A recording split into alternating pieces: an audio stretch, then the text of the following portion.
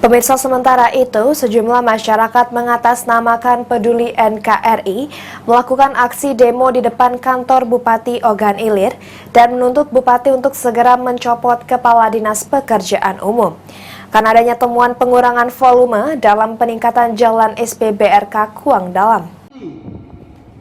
Menghimbau kepada Aksi demo depan kantor Bupati Ogan Ilir dilakukan masyarakat mengatasnamakan Masyarakat Peduli NKRI.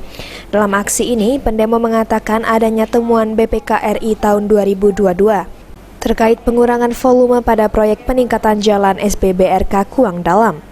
Sehingga Bupati Ogan Ilir meminta untuk mencopot jabatan Kepala Dinas Pekerjaan Umum serta PPK dan pengawas lapangan. Selain itu, masa juga meminta kepada Inspektorat untuk segera dicopot atas temuan tersebut karena tidak ada peran upaya penindaklanjuti temuan kerugian negara.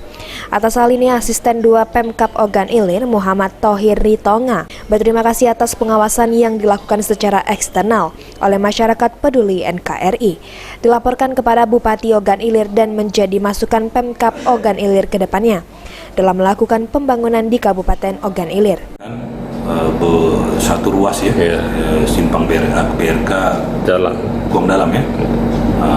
Ini perlu kami jelaskan, saat ini pekerjaan tersebut masih dalam proses.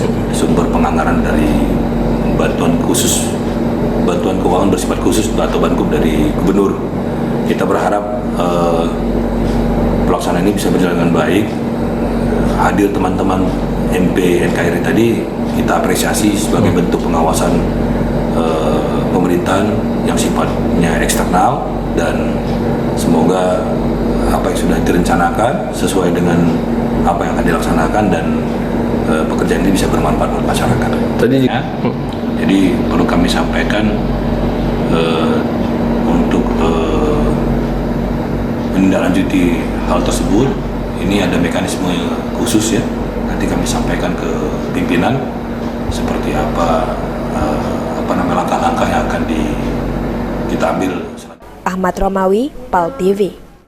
adalah aparat pengawas internal pemerintah.